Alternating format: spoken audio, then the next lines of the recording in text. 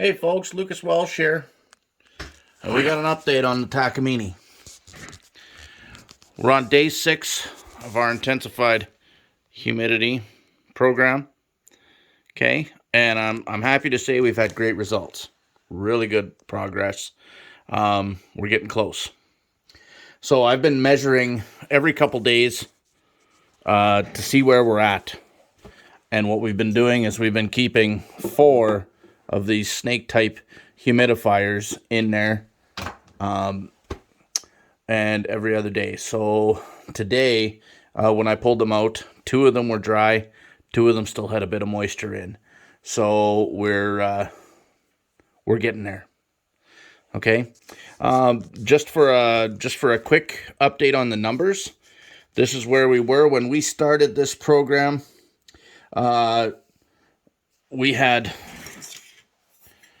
We had a sunken top this way that was 1.8 millimeters gap in the middle here, and on the fingerboard to the bridge we were 5.2 mils. That was the distance, the gap there. Okay, 1 day into humidification. After 1 day into humidification, we had taken this from 1.8 to 1.4. So, we were making a little bit of progress. It was pretty encouraging after only 24 hours to see some real changes. And then the biggest change was actually right here. We jumped from 5.2 to 4.88, which I guess isn't any different in change. But think about that being over, 18 inches as opposed to this being over 12 inches or a little better. I thought that was pretty good. After then we let it sit for a couple days. So on day 4, when I checked, we had brought this top back up to 0.83,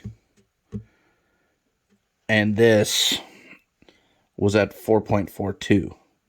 So again, we gained quite a bit more here. We gained 0.6 of a millimeter here, and we gained another 0.4, give or take, of a millimeter this way. Okay, we're at day 6 today, and we're not done yet. We're gonna let this really normalize until it's kind of stop moving. But what we are gonna do is change a few things up.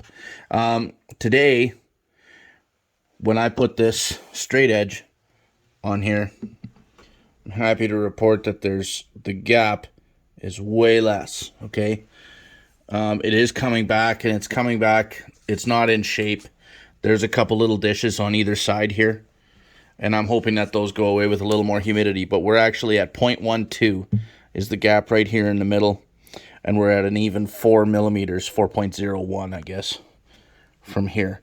So we've gained 1.2 millimeters back on the bridge, and we've gained 1.7, we'll call it, millimeters in gap back here.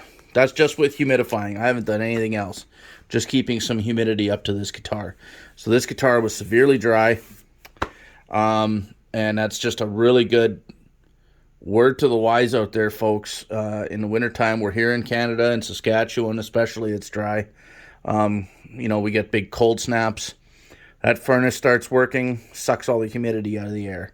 So keep your guitars in cases with a case humidifier or a snake on the inside. You only need one. If you're not doing an intense humidification process and just maintaining, you probably only need one. Don't worry about going hog wild. I've been running 4 in here and then wrapping the body in a plastic bag to really intensify as much as I can. So now what we're going to do is we're going to ease that up a little bit because we don't want to go crazy here now. Now we want to start getting a little bit delicate with things. We're going to put 2 humidifiers back in, and we're going to let it go another 2 days. We're going to check, and then we'll see where it's at. What I want to see, ultimately, is I want to see that humidifier coming out at the end of 2 days. Just one humidifier coming out, still having a little bit of moisture on it. Okay, we should be able to do that.